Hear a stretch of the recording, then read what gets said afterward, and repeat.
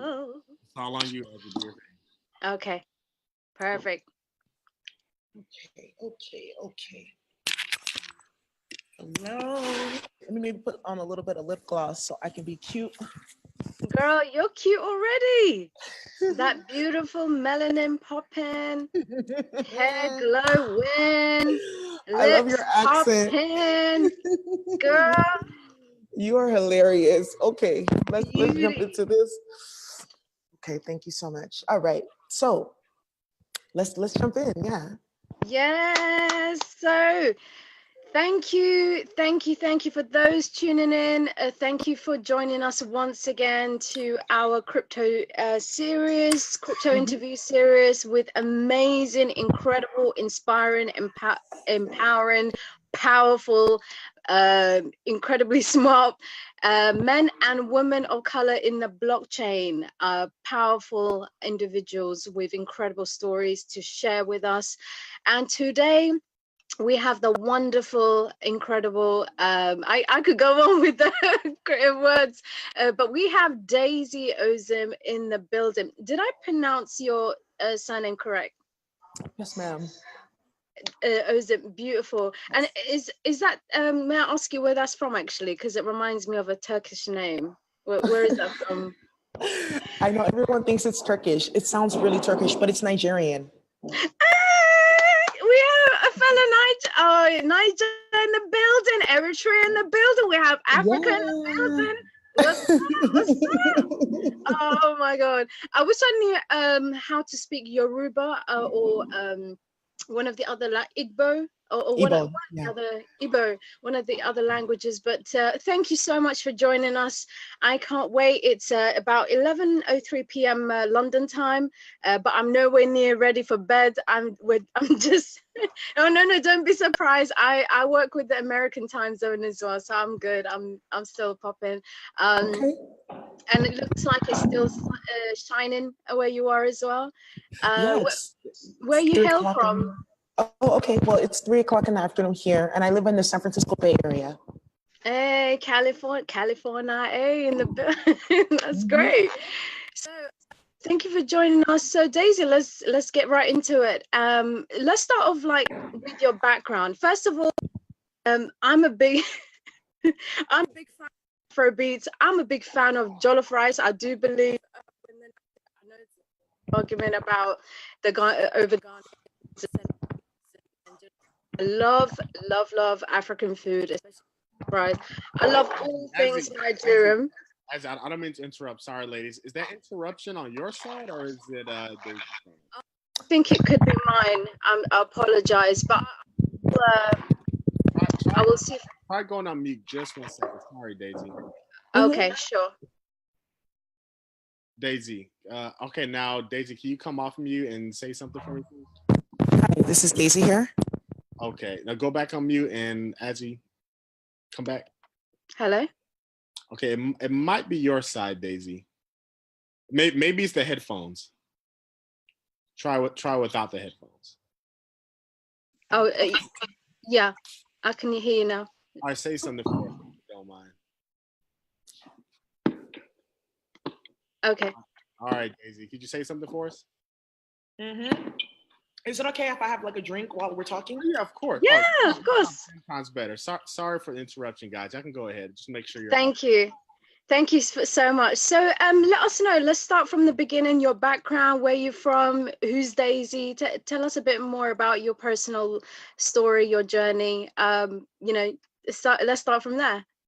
Okay. Well, I grew up here, born and raised in the San Francisco Bay Area, but I'm a Nigerian native. So my mom, she immigrated here when she was pregnant with me and had me here because there's a lack of proper, financial and educational infrastructure for advancement because we just had a civil war in our country about 40 years ago. And people, which is my ethnic group, were being ethnically cleansed, which we still are today. So my mom came here. Born and raised here in the Bay Area, grew up really just kind of always a little bit different from, most of the young people that I grew up with. I was always interested in my history, my culture, ancestry, all those type of things. I went to high school back home. My mom sent me back to Nigeria when I was about 15, and I went to high school back home. And then I came to the States, and when we came back to the States, I lived in the suburbs. So I went from like living in the hood, urban environment where it's like, you know, all mainly, you know, people of color, Filipina, Latin, Black folk, Pacific Islander, to the suburbs where I was like one of 8 Black children at the school that I went through. And this is after I went from the hood to living in Africa to coming back to living in the suburbs. So a huge culture shock. But I then went on to go to like City College in San Francisco. And at City College, just really started getting involved in like the overall community in San Francisco, doing social justice work, community organizing, then going on to doing like being like a peer mentor, because I experienced like homelessness when I was younger. People would never even expect that, but I worked graveyard. So I would go to work from like 9 p.m. to 5 a.m. I would sleep on the couch for a couple hours, and then I would go to City College and go to school and take classes back to back until it was time for me to like take a nap and then go back to work again and work a graveyard shift. And I did that for a while, was able to graduate, then went on with a degree in biology and psychology. Then I went on to San Francisco State University.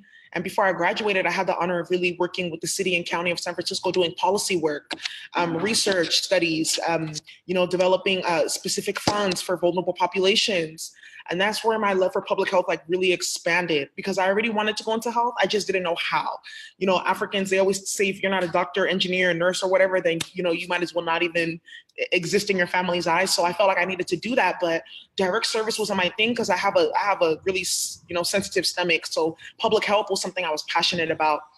So then something that I went on to go do is I went on to go ahead and start doing work in the social entrepreneurship space, because I just noticed that the ways in which funding worked in the nonprofit local government space, there was a lot of nepotism, and there would be like thousands upon millions of dollars wasted every year putting money into programs that were not effective for certain populations. So I was like, I want to start my own organization. We're going to be a social enterprise so we don't have to depend on philanthropy. And that's how we're going to do it. And then from there, I got introduced into the blockchain space in 2014. I learned about Bitcoin, alternative currencies, alternative economies. And that's what happened. That is incredible. Now, when you were speaking in regards to going back home to Nigeria and then moving to the States, let's go a bit deeper into that, because I know the attachment that the parents have, they have so much so much hope and so much expectation. I think the word I was looking for was expectations. Dealing with different environments, different mindsets, different culture. When you said it was a culture shock, I really I can relate with that too. But how do you feel like with some people that they would see that as a competitive advantage or some sort of benefit? How do you feel back at your journey? Was there any point during your, when you had moments where you transitioned? Were there any points where it really stuck? I'm so sorry to interrupt you again. I think the audio maybe was your side, or maybe it was on both sides. It's easy. Okay. Give me a second. I'm so sorry, Daisy. I'm gonna jump on here, I guess. Try to save the day. Oh man. Let me at least act like I'm professional. Give me one second. Let's keep that first clip. So if there's any way we can like take that recording, download it, and start the recording again, that would be good. Because I don't know if I can pull that out of me again. No. Well, we're live, so wow, it's happening. Okay, it's happening, but it's okay. I mean, it's just a little technical challenges, and that just means that what we're doing is worthwhile and important. So that's true. Someone's trying to stop this message from coming through. All right, let me just. Sorry, I don't mean to be snappy, but I'm not wearing any pants today. Hold on. You only see the top half anyway. All right, there I am. Hey, Daisy. Hey, Crypto Azzy. Hey. Okay, so what I think Admiral was alluding to was, as far as overcoming some of those challenges as being a African young woman with having those expectations? Was there obstacles or objections that you had to overcome in taking your unique path, I suppose? Of course, definitely, because I'm in the blockchain space. Of course, I'm doing the mass adoption, teaching my community how to like invest and read white papers, hosting the incubators.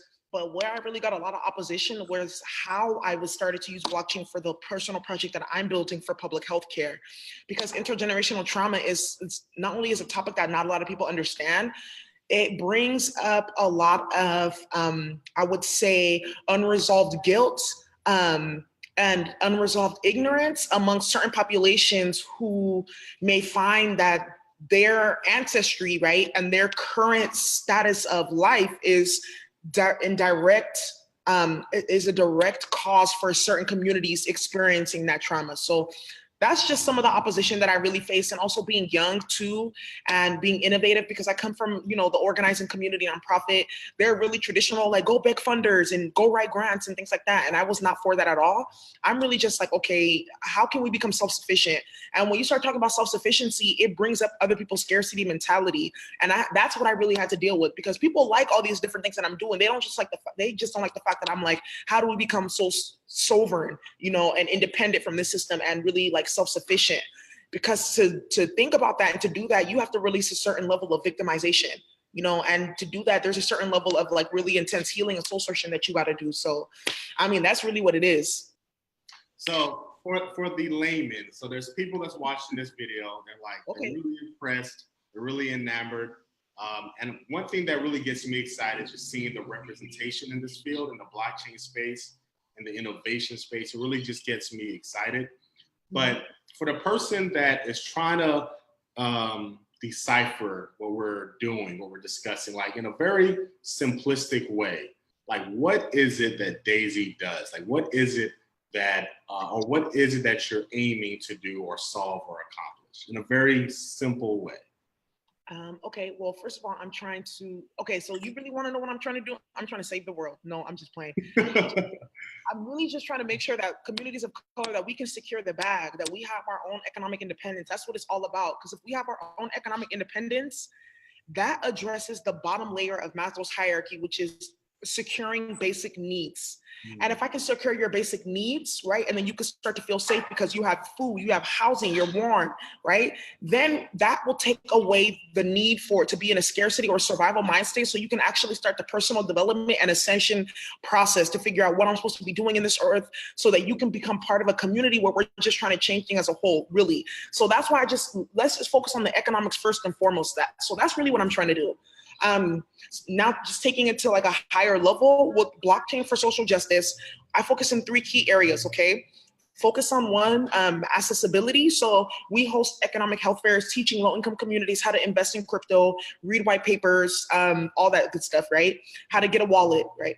Then we actually host an incubator, teaching nonprofit organizations, low-income entrepreneurs, creatives, how to develop their own blockchain projects. And then we're actually working on a blockchain developer pipeline with the San Francisco Foundation, Google, and a couple other organizations, where we're going to actually be teaching our young people, these are young kids from marginalized communities, how to become blockchain developers, and so they can compete in that space. So those are the things that I focus on really with the blockchain for social justice. And in terms of resilient wellness, the whole focus is really just, focusing on intergenerational trauma. I have a healthcare center here. We do health education, we do data analytics, and we're launching our own blockchain platform. So that's really what I do in a nutshell. For some people, it may seem like that's a lot, but it really is all intertwined.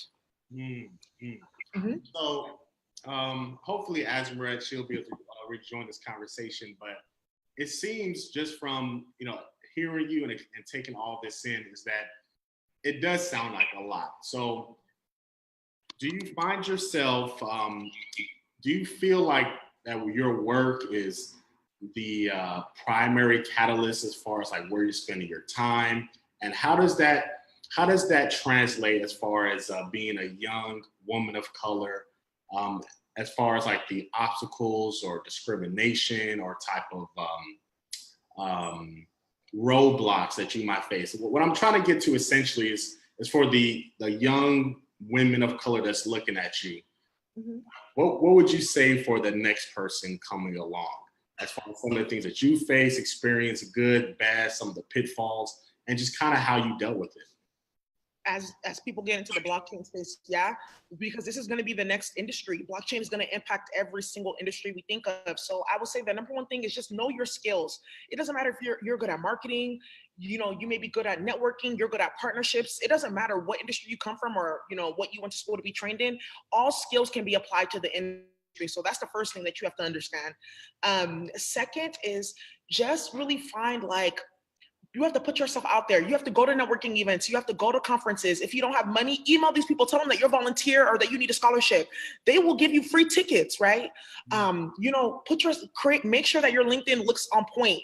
Ask people for recommendations. Clean up your profile. Start writing articles. That's a lot of the things that I did. I wrote articles. I did, you know, interviews with different people. I presented at different conferences. I put myself out there front and center to raise awareness about what's happening in our community.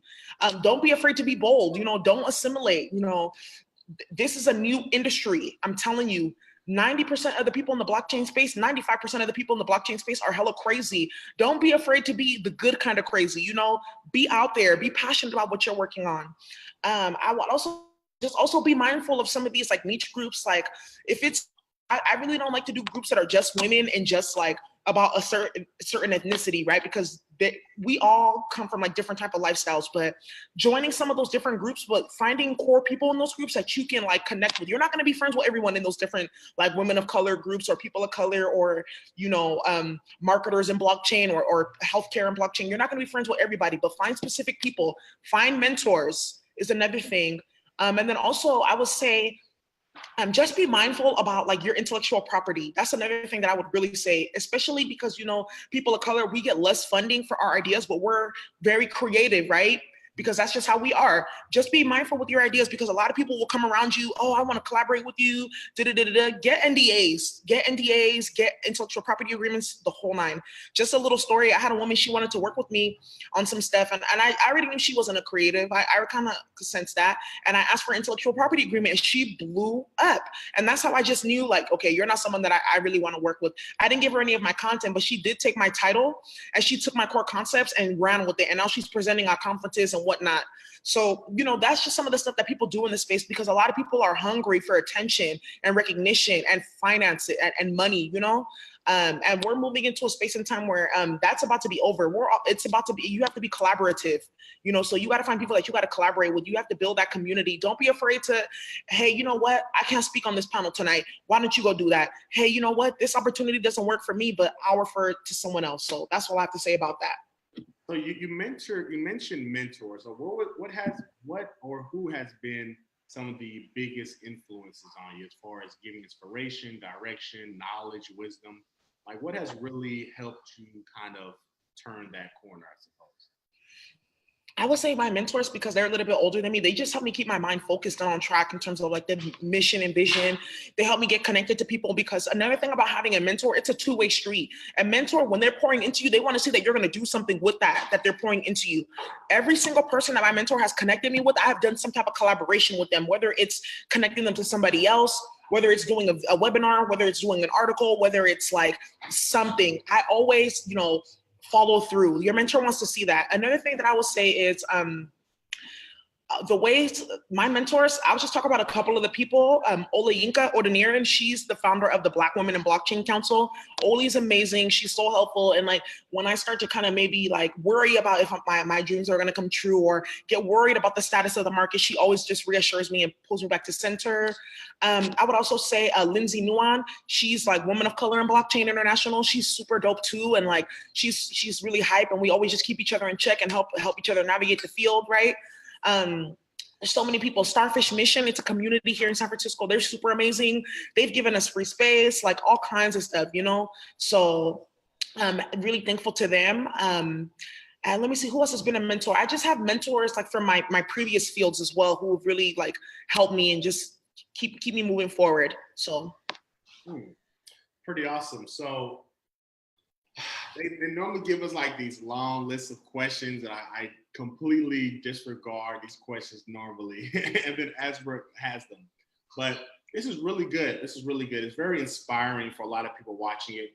So another thing I wanted to ask you is in regards to like one of your biggest challenges. Like what was one of your biggest failures or challenges in which you had to overcome in this space? The biggest challenge was, I would not say, I would say a little bit of imposter syndrome, because people are like, oh, you're non-technical. What do you know about blockchain? Well, first of all y'all are technical, but you're still building trash platforms and trash tokens, okay? So that's something that I had to get over, like understanding that just because I was not technical doesn't mean that I couldn't break down this technology and support other people in building projects on top of this technology. And then I just had to get really comfortable with like the learning the language around blockchain, learning technical language. I took a lot of classes on Coursera. I educated myself. I took classes, I took notes on Coursera, Udemy, YouTube, IBM has courses, all that. I went, and another thing that I did was I didn't let the fact that I was a young woman of color stop me from entering this space, because as you can clearly see, like there's not too many of us. And especially talking about social justice, I couldn't let when people think about social justice, they think, oh, you're a social justice warrior, you're arguing on Facebook all day, and you're a Tumblr activist. That's what people think about in the tech space when you say social justice. And I couldn't let that stop me from doing the work that I know needed to be done, because what was really happening in the blockchain space is now, because of all the craziness that happened with the Puerto crypto, and just agreed with the ICOs, a lot of people are like, okay, we have to talk about social impact. Yeah, that should have been the first thing that we talked about, because that's what this technology was created for, right? So I just put myself out there, like talking about social justice, being real about the issues, being real about what are the root causes of these inequities in the first place, and not being afraid that, oh, an investor or a potential partner is gonna hear me or see me and be afraid of that. I've actually gotten more love, more cred, more support, just keeping it 100% real about the issues impacting our community. And for the people who didn't want to hear that, then that's your problem, because we're still gonna be talking about it, right? Now, I'm really glad you brought that up, because in my own business, I tend to be a little vocal on certain particular issues that plague the Black community, from our politics, social issues, economic issues. And a lot of these issues for people that are what I like to consider on the corporate plantation, if you will, they're very afraid to kind of address these issues head on, because they're afraid of what might come afterwards, being reprimanded and whatnot. And the stigma that you can't be yourself, you can't be proud, you can't speak on these issues with diction and fear of some type of reprimand is actually pretty false. I mean, I work with people from different nationalities, and they really respect the fact that I speak on these issues. I'm a proud Black man, and I call things for what they are. And it doesn't affect my bottom line, at least that I don't notice it. So I'm really glad that you spoke on that, because you really can be a proud, strong Black man, Black woman, speak on these issues, bring light to these issues, be active in these issues without fear of recourse. So I'm happy to hear that. And to kind of pivot just a little bit, the market right now, which is a really big trending discussion, the crypto market is in a little bit of a bloodbath. It's a little bit of a downturn. So a lot of people are concerned. Some people thinking cryptocurrency is a bubble. Some people thinking blockchain technology is useless. So how does the recent events, as far as the actual prices on some of these projects and Bitcoin, does that affect you at all? Does that concern you all? Do you think that the price really matters? Or how do you respond to like the prices on these projects, going down 70, 80, 90%? Like, how do you feel about that? Honestly, I'm not bothered, because another thing too is, you see like the Chinese community, right? And you see that they're not on the Gregorian Western calendar. They're on a whole different system of time. They're on a whole different system of like money and understanding, right? So I say that to say, I know that the industry is going to pick back up around March next year, just given some of the stuff that's happening. And when you look at, money and finances and all that from a holistic standpoint, you get to step back and be like, okay, right now we're in hibernation season, right? this is the time now to build. This is the time now to incubate ideas. This is the time now to set up partnerships. This is the time right now to really get clear on your ideas and really set up your strategic plan for 2019. So now that the market is down, this is a really good opportunity for folks to see what's worked in the space, see what's not worked, and really improve on their ideas. I don't think crypto's going anywhere. It's absolutely not. Matter of fact, as the market is going down, you've seen the different articles that institutions are now getting involved. This is the perfect time actually now to really start stacking up on some of these coins now that they're a little bit low, because come next year, the market is really going to flip in around March or April. And if you want to know how I know that, just, contact me offline, because it's too lengthy to go into that right now.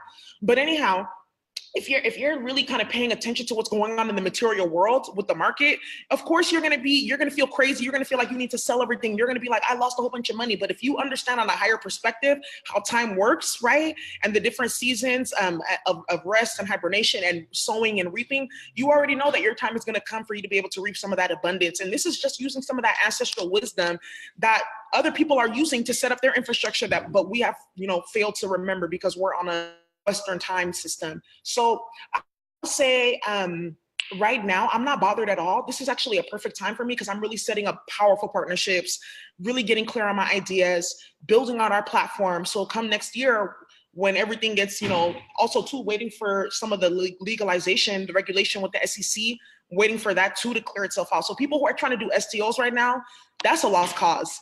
People who are, thinking that, all these different like shit tokens, they're about to fall off. So I think it's just like the market's also self-regulating itself as well, which is pretty good.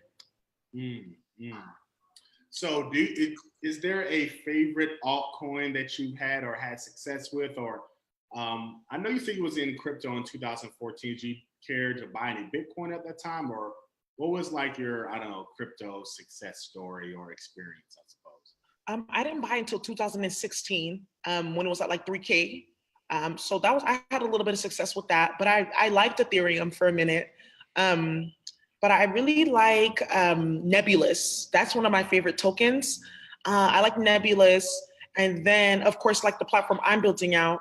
And then I liked Tronics until I heard that they plagiarized their white paper, but I still feel like Tronics can get there. And I mean, Ripple's cool, but it's just kind of like, it sucks that they went so institutional. I actually just went, they hosted a private event where Bill Clinton was the keynote speaker and we were there. And just the vibe that was in the space, I was like, this is not what crypto was about, but it is what it is. So I have a good feeling that Ripple's going to be one of like the long lasting tokens. It will get to $5 at least in next year. Yeah. So there's a lot of controversy surrounding Ripple as far as it being centralized, decentralized. And one of the things, at least a common notion about Ripple, is that for the blockchain space, the cryptocurrency space, the whole idea was for that to be, peer-to-peer transactions, for centralists to be kind of away from the banks and centralized governments. But what Ripple is showing us is that people don't really want to beat the banks. They kind of want to be with the banks.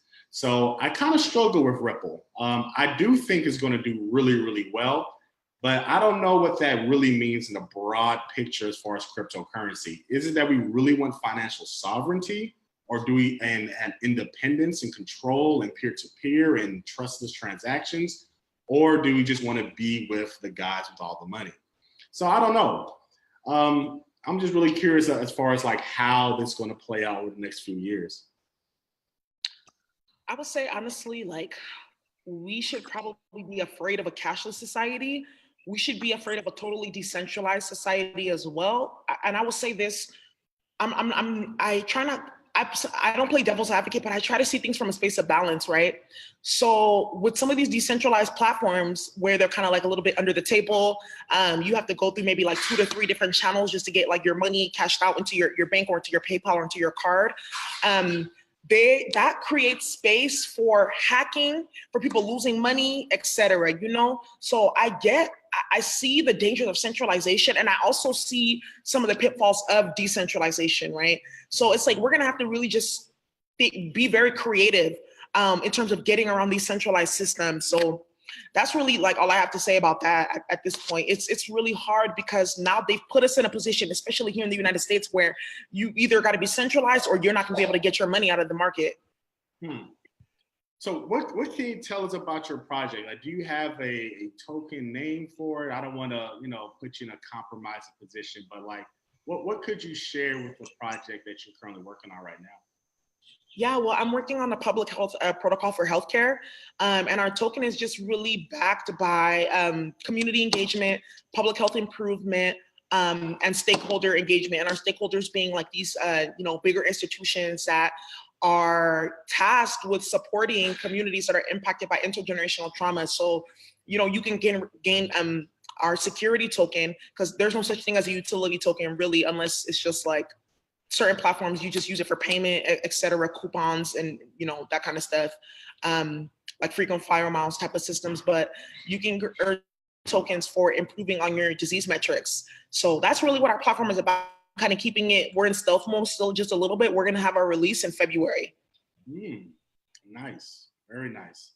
So how would someone support the project or support you? Like, what's the best way for someone to kind of get involved? I guess the best way for people to get involved are, we actually have like a stakeholder model. So the ways in which that we can plug people in. And the thing about our platform is it's not a public platform. It's going to be a hybrid blockchain, meaning it's cooperatively owned by the different partners. And then those different partners bring the individuals on. So let's say you wanted to get onto the platform, you would have to be a part of like a specific organization that's like a designated partner, and that's how you would get onto the platform. So, looking for people who are in public health, people who are in, the privatized healthcare system, people who are in public policy, people who are healthcare providers. We're looking for all kinds of people to, be a part of this. So that's pretty awesome. Pretty awesome. So do you have any like a website, a link to anything? I want to try to post this in the description so that people can kind of make sure they stay up to speed with you.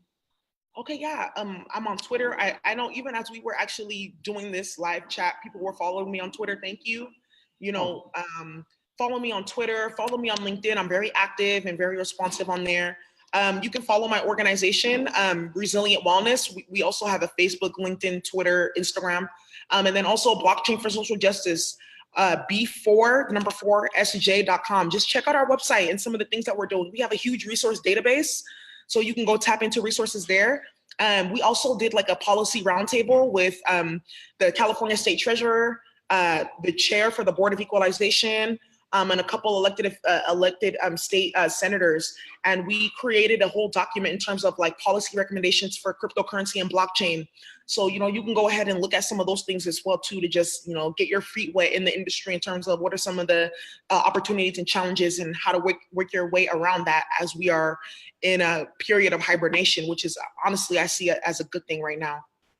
Yeah, I have to second that. I mean, obviously watching a lot of people came to cryptocurrency towards the peak, 15, 18,000 as such. And it's a little painful for a lot of people, but I couldn't agree with you more as far as, building into your infrastructure, making sure for people who are just, casual investors, make sure they have all their ducks in a row, security keys, etc.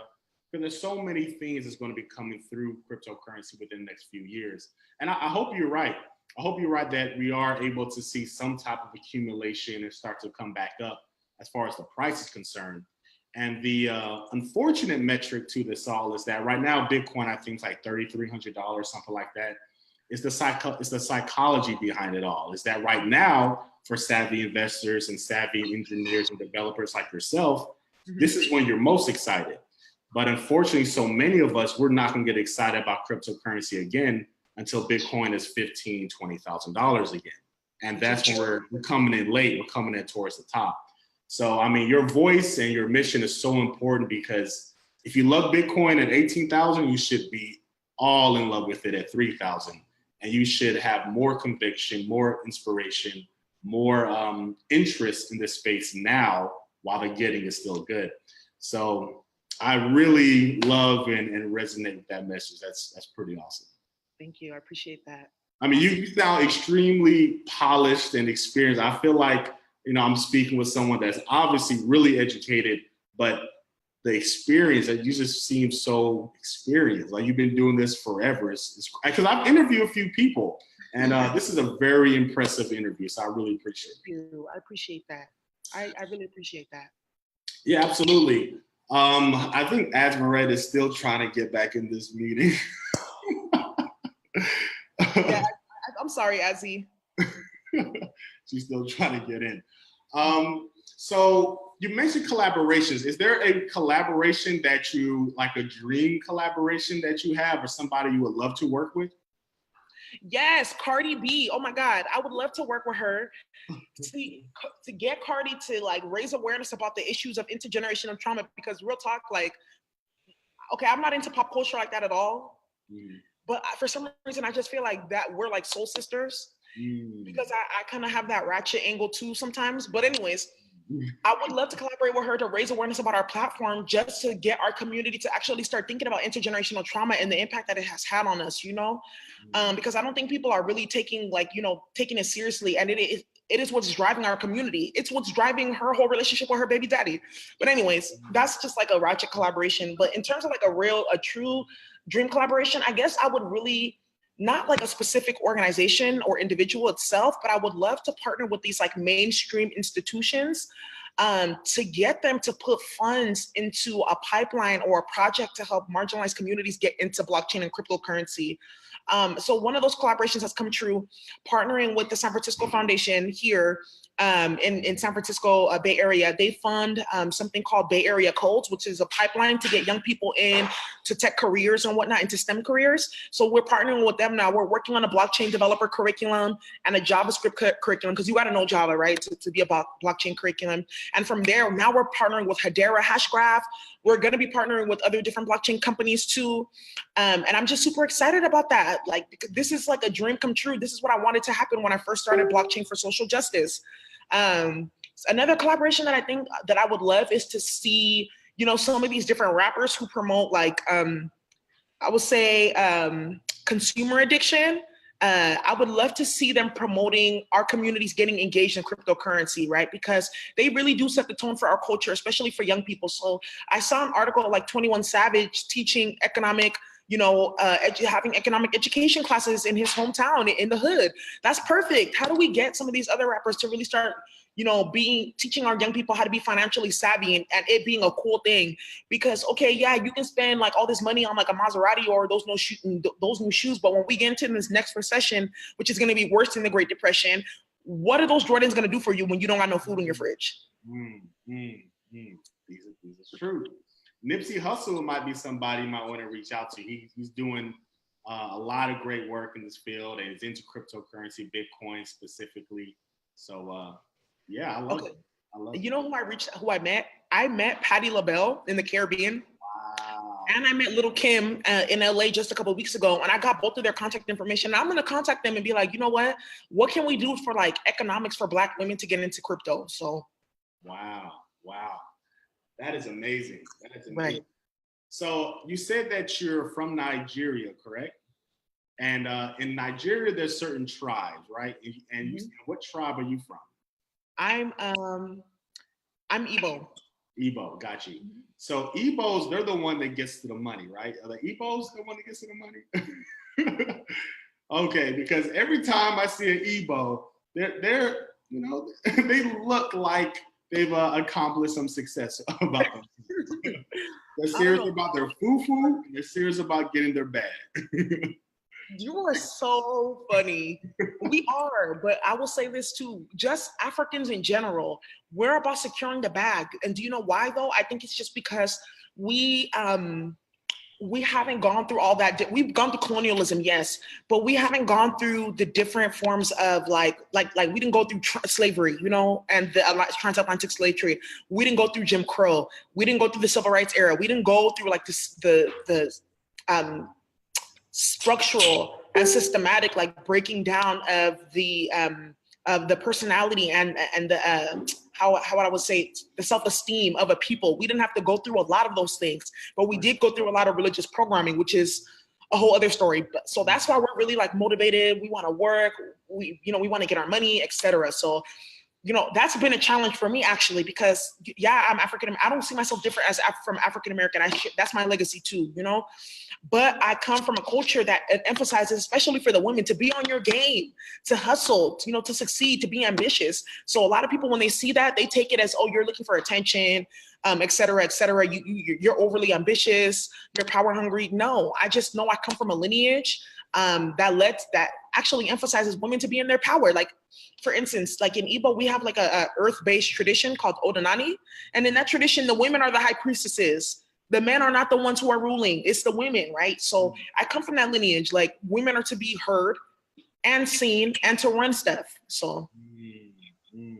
I like that. I like that a lot. I like that.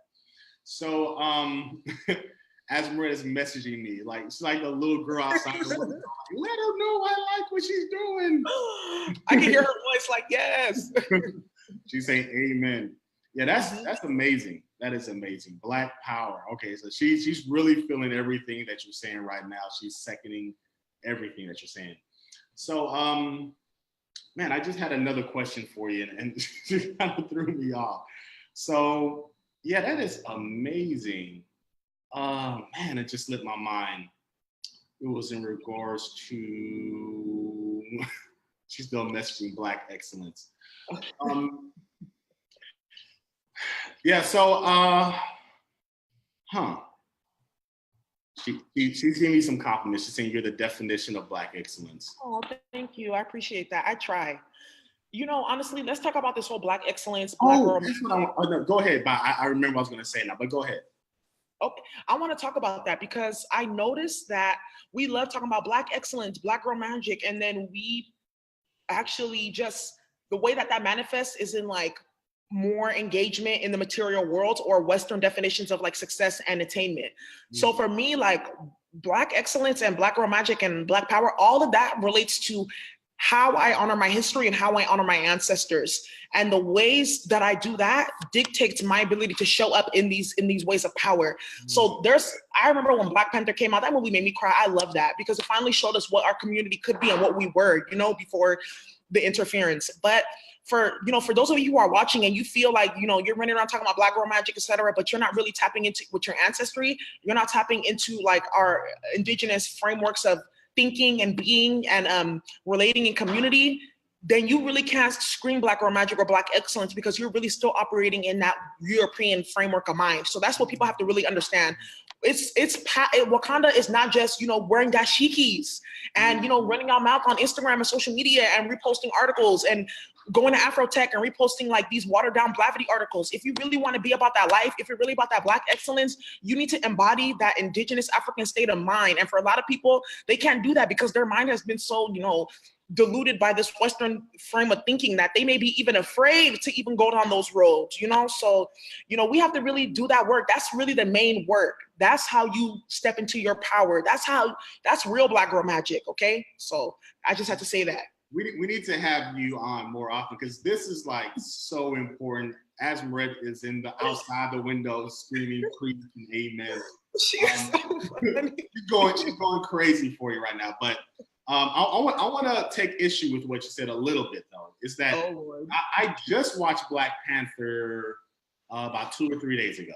Oh wow! So here's my thing: is that I love the fact that we have this beautiful Black representation. I love the fact that it was Black actors and directors. But at the end of the day, it was a white Jewish-owned film that's producing a representation of Black people. And for me, about being my guest. Okay, so this is another thing too. I agree with you 100%. I didn't like remember how they had like the white guy kind of like flying the plane and doing the fighter jet? I didn't like that. I did not like how they perpetuated again this broken system of European philanthropy where they're like, oh, we're going to open a center and, we're working with the United Nations. No, those are the same people who have come and harmed our community. I have some issues with some of the stuff I saw in that community because basically what they were saying is, yeah, y'all can be hype, but don't be too hype. Remember that you still need to be dependent on the European. I didn't like that, So I, for some people, they can't get that deep. They can't get that deep. And another thing with Killmonger, I feel like Killmonger was a very critical character in that movie. And I see the duality that he was representing, you know. So some people are like, he was absolutely evil. I get that. And at the same time too, he was trying to show y'all how, you know, how sometimes Africans polarize against African Americans and feel like they're a little bit better, or sometimes forget that we need to, you know, extend our hand and build that bridge. And he was showing us that, you know, we can't be sitting up here talking about kumbaya and philanthropy and fundraising and trying to get VC funding when our oppressors are using these terrible tactics to control us. And I'm not saying blood for blood. That's not what I'm saying. But you're going to have to get smart if you really want to survive what these people are about to put in our communities next. So that's what I have to say. I hear you. I hear you 100%. You literally took every word I wanted to say and said it way better. Like, I have nothing to say. Like, literally each scene, the Killmonger. Oh man, like, thank you. Like, that was perfect. I really can't add to that. That's exactly my feelings and my sentiments. Right. And even when you mentioned as far as the separation of African nations, like how Africans in Africa, how they view Africans in America and vice versa. So I've traveled and I've seen different parts of the world, and we have brothers and sisters in Nigeria, in East Africa, and in West Africa, and they don't see us as brothers and sisters. In fact, some of the most racist things that I've heard in my life came from East Africans. And I love my East Africans, but some of the most offensive things that I've heard in my life came from Somalis and not so much Eritreans, Ethiopians. Like, bro, I've heard some things.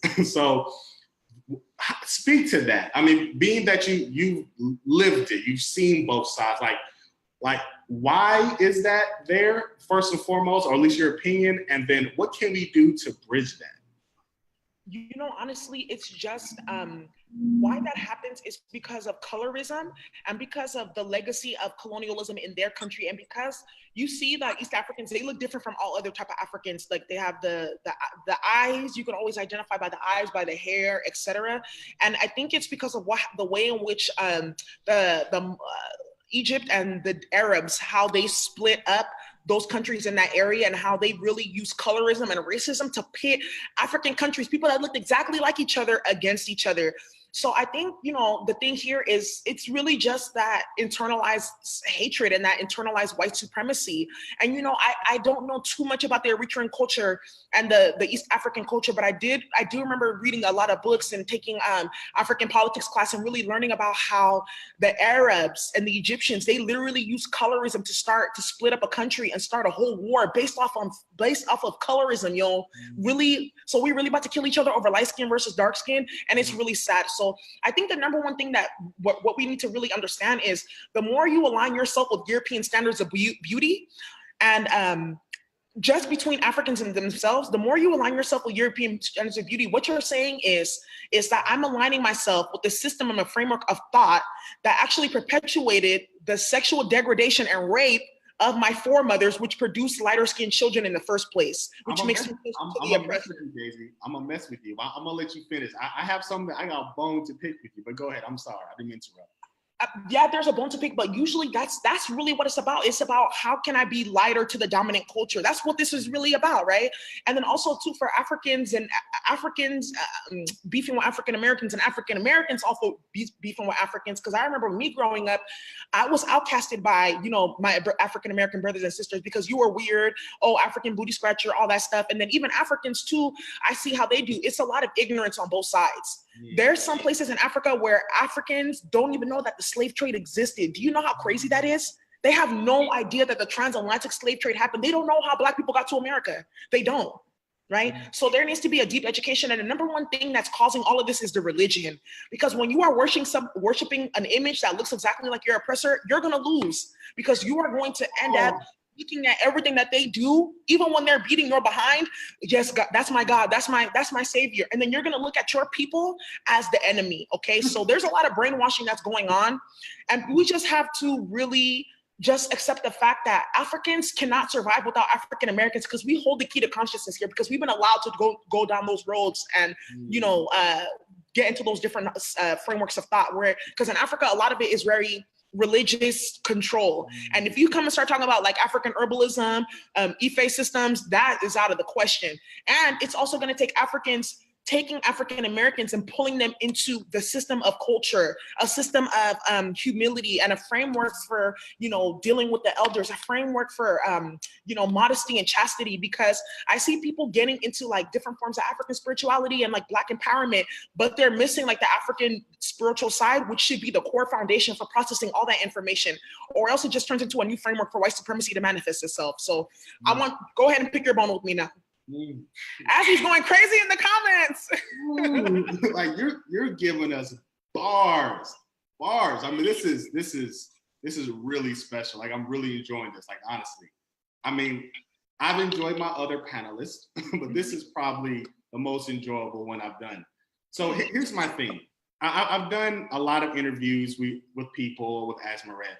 And 9 out of 10 times, every time I'm interviewing a person of color, Asmaret speaks, it's like, oh, I love your accent. And it kind of annoys me just a little bit, because if I was to have Daisy and the same thing, no one would say that about you or me. So it's like, subconsciously, do we have an affinity for European or white sounding voices? Like, what is that? What is that? So like, I don't like it. I love Asmaret. That's my buddy. But it's like, I don't like it. I don't like the fact that we like her voice so much. Like, what's wrong with it? I'm gonna say one thing. Like, I think her accent is super sexy, and it just really fits her whole persona. So I think she should be on like 106 & Park or something. I mean, if I'm just being a jerk, then I accept that. But is there any truth to that, or am I just lost? I think that, I don't know what it is about, like for instance, Idris Elba, he has a European accent. I don't know what it is about Black people who have like a British accent, but it's like, I don't know, it's sexy to me. And it has nothing to do with them assimilating to whiteness, because I know English is a broken language, right? But I just feel like, I don't know. That's just like, what is it in our consciousness that makes us more attractive? I don't know. I just think it's like, you expect their voice to maybe be different, like maybe more American or more African, and people like gravitate, towards that. I don't know what it is, but I do know for some people, when they don't like to hear a Black person with like an African accent or a Caribbean accent, because to them that puts that person more in proximity to savagery. You know what I'm saying? To being less civilized, to being less Americanized or less cultured. And that's a mess, So if people are coming from that framework, when they're like, oh, I like your accent, that's some trash. But I don't know. I just feel like, I just like the accent. I wanted to be fine. But see, here's the thing, like, Asmer and I was doing this little interview with some guy. He was trying to give us like some program. And asically his bias or he basically had a preference of Asmaret, who was a little bit, which Asmaret was less decorated than another African-American woman that was more decorated. And he basically wanted Asmaret in a position of leadership to kind of like introduce and lend her credibility to another woman of African descent that was actually more credible. So I took issue with that. I was like, how is it that, it's like I have accolades, but I can't lend my credence to you. I can't lend my credence to Dr. Boyce Watkins. It's like, this thing, I can't do that. So it seemed to me that the merits of that was almost solely on the fact that she was light complected, that she has curly hair, that she sounds British. And that really burns my gears. Like, that really upsets me. And to my fault, I was maybe a little bit too emotional in that moment. So I definitely don't want to discredit Asmaret, but I was just like, why is it that you're putting her on this pedestal over my other sister here? Like, it really bothered me. So well, I'll say one thing. Asmaret, she's bad. When they say, oh, she's bad and bougie, she's bad. She's very beautiful. And I can see why her personality is really popping. But again, it's just that the triangulation of colorism, where people, they they don't even know that they do this, but they subconsciously pit, lighter skinned people of color against darker skinned people of color. Right. That's called horizontal violence. And then they create different systems of hierarchy amongst the same group of people who are all oppressed, right? But I think for some people, because remember, it's the more that you maybe have different type of features that are considered more in proximity to being European, the more special you are, the more away that you are from the connotation of savagery that is appointed towards people who have natural hair and dark skin and stuff like that. So there's a lot of Black people who do that, especially in the tech space, especially in this the corporate world. There's a lot of Black people who create those different dynamics. And do you know another thing too that I've noticed is that they may feel like a lighter skinned person is more palatable. They're easier to digest. They may be less radical or less Negro-ish, or easier to control and manipulate because they are perceived into closer proximity to European standards of beauty. So I would say, I'm not saying that that's what is happening here, but I am saying that for a lot of us, we have to also start unpacking those dynamics when we go into the space. I deal with all of that on a daily basis, and I'm 6'2". So all of that on top of being darker skinned, and I usually wear my hair in a natural style as well. So it's just we have to start unpacking those different factors in ourselves. And when white people are doing that bullshit and triangulating, we need to really just call them out on it immediately. Yeah, I'm obviously a lighter complected Black man, and I've always been a light complected Black man, and I have green eyes or whatever, and I have a brother that's dark. And growing up, he's my little brother. We're 2 years apart, same birthday.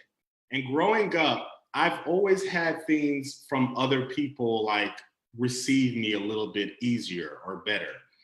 Or if that's what we can call it, better. Just a little bit easier. White people, they talk to me. It's weird. And if I'm sitting with my brother, they won't say anything to him. They'll speak to me. So it's these things. I'm not trying to pick on, as I love you, I'm not trying to pick on you, but it's these things that are embedded into us. It's oh, if he looks like this, or her hair's like this, or his eyes are like this, they're less threatening, they're more palatable, they belong. And I've had benefits in my life just for looking a certain type of way, just for looking a certain type of way. And it's okay, I guess, if it's coming from white people, but amongst us, it's I don't want us to have these these color wars or levels over each other. It's it's so ridiculous. It's just really ridiculous. It's just really something that always bothered me, I suppose. And I will say that is what gets Black people into these different, I'm not saying that interracial relationships are bad, but 95% of them are really rooted in, wanting to improve on your social capital, so white people will view you as more acceptable, right? And that's what gets us sometimes into these toxic, crazy, relationships where we start bringing children and all kinds of stuff into it because we feel oh, if I have a mixed child, then I'm going to be more acceptable as a Black person, or if I date this white person, I'm going to be more acceptable, et cetera, et cetera. And actually, I did a research study on this. Actually, I have an article about this on Medium. It was a whole entire research study where I actually went and interviewed a whole bunch of women of all different types of skin shades and all kinds of stuff who had children, who didn't have children, and they even said it themselves that they feel being with a white man or woman, they felt that was going to actually give them the social capital, social mobility that they needed to feel respected in the society, because skin now is a form of social currency. But for me, I don't play those games. So when I go into the different spaces, I hold my head high, I speak how I speak, and people respect me. Do I get some flack from some people? Yeah. Sometimes when I first introduce myself to people or I talk to people, they're scanning me to see my level of intellect. They're scanning me to see how in proximity I am to the ignorant notions of who they believe that I am. They're scanning me. And the craziest thing is, not only do I not fit their mold of their expectations, I literally blow all those categories away, and they realize that they can't put me in any of those categories. I'm a different type of dangerous, right? So I would say for Black people watching this, if you feel the need to be triangulating drama of colorism, if you really still are stuck in that whole dark skin, light skin, red bone stuff, just know that you're disrespecting your ancestors, okay? And you're disrespecting yourself. And we're not going to be able to have a new culture, a new society that blockchain is going to help us bring in unless we address some of these toxic behaviors in our culture that really come from the intergenerational trauma, which I'm working on, right? So it's just about self-love. Because again, like I said with the whole Wakanda thing, you'll see these people running around talking about Pan-Africanism and Wakanda, and look who you're laid up with. You're laid up with Susie. Like, what are you doing? What are you talking about? So can I ask you about that? I think that you truly can't be pro-Black unless you love a Black person.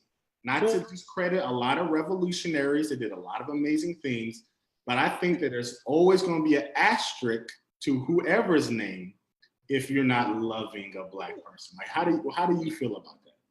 Honestly, I feel like that's 100%, because your first thing should be to reunite with the other half of yourself to make yourself whole.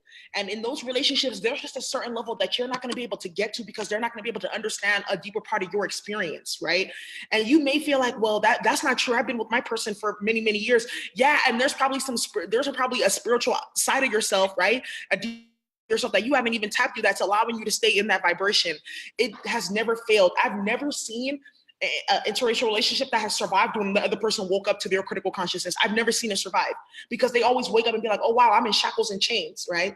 So that's what I have to say about that. Now, can there be interracial relationships where the two people can where the white person is hella even more radical than the Black person? I've seen that happen. Yes, but that's not really common. That's not what I've really seen. I've seen it the other way around, where the Black person, they're literally a shell of themselves, and they get into this interracial relationship to get that social capital. And then by the time, they're bringing mixed children, and then their children are confused, and it's just a whole bunch of mess. But anyways, and then they want to become conscious after you brought this fuckery into this world. But anyways, that's what I have to say about that. I really don't feel like you can be and I will say this because I've had my own experience, because before, I used to feel like I've had an afro, I've had braids, I've had mini locks, I've had twists, and I've had weaves, right? And that doesn't dictate how I feel about myself, because I had my afro yesterday. Today I got a weave. Why? Because I don't feel like doing my hair every single day, right?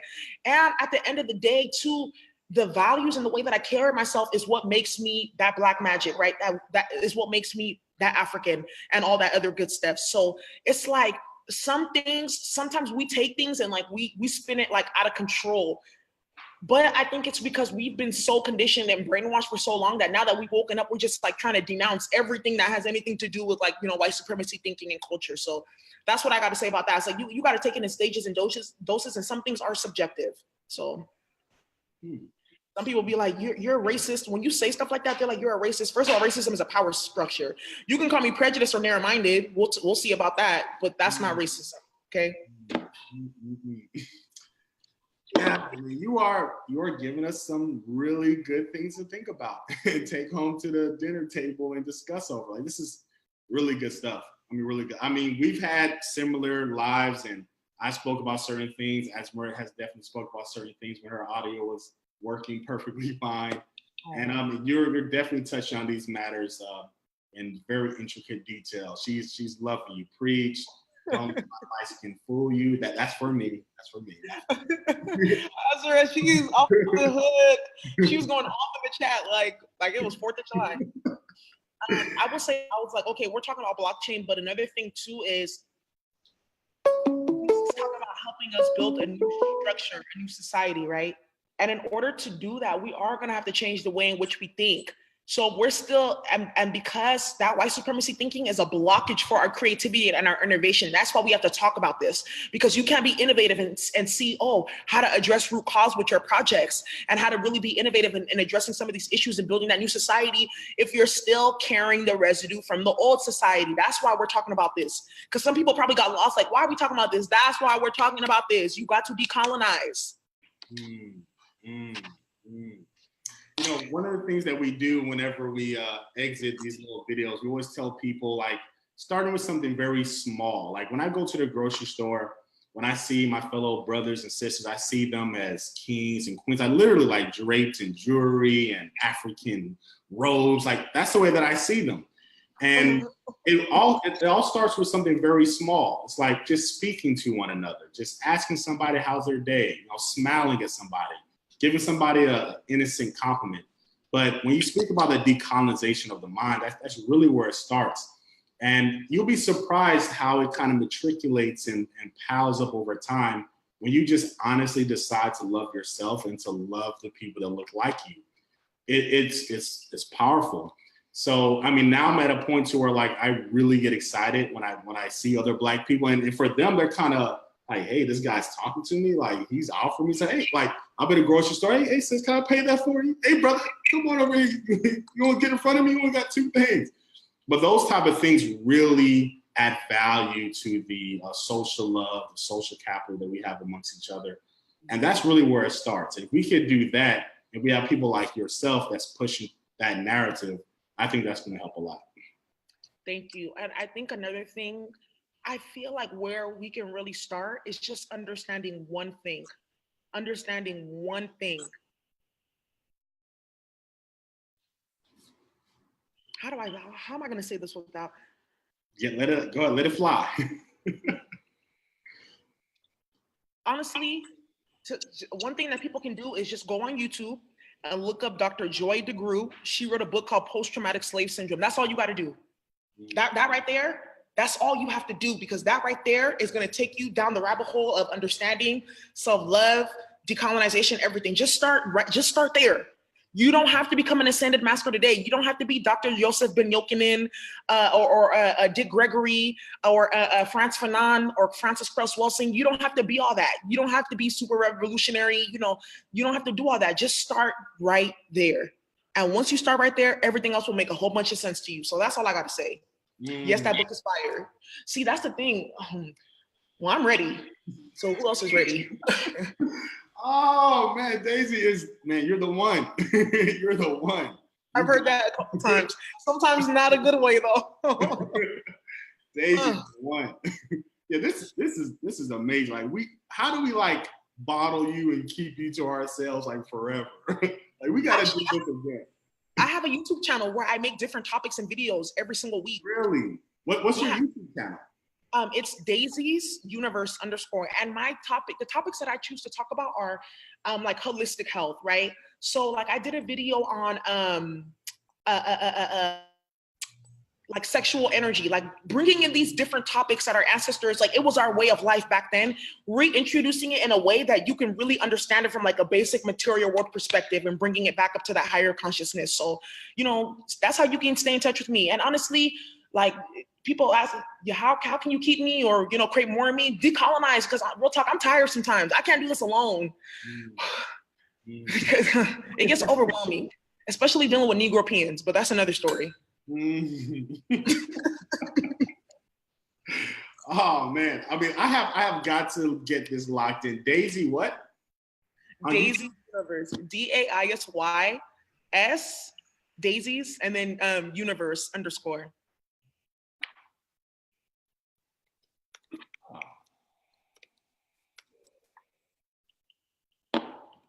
I gotta find it.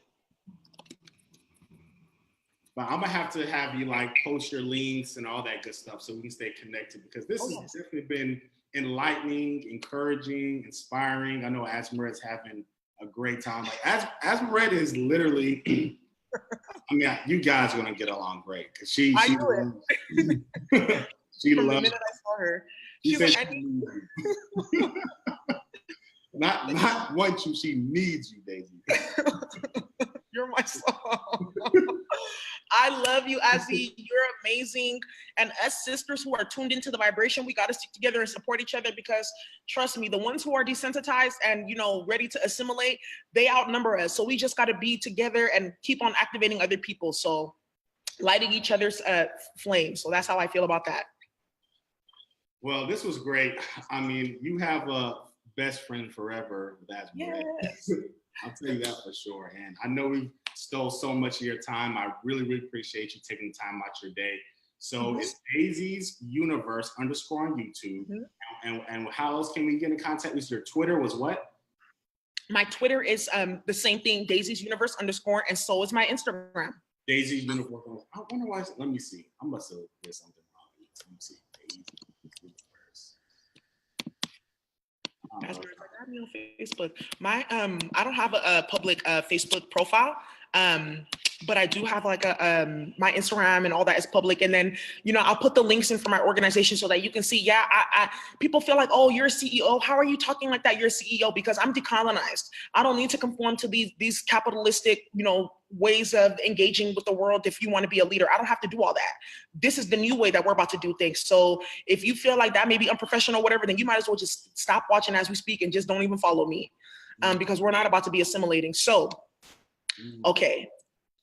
Yeah, Asma wants to know how to connect with you directly. She wants to be your friend. Like, no. Okay, there we go. All right, yeah. So I'm gonna send you my link so that folks can contact me and stay in touch. Awesome.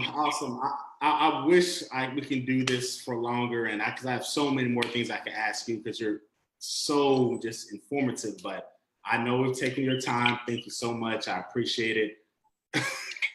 Asma said she loves you forever. I love you too, boo. We're gonna, like, trust me, one day I'm gonna make my way out to London and we're gonna have to like blow some stuff up. So for sure.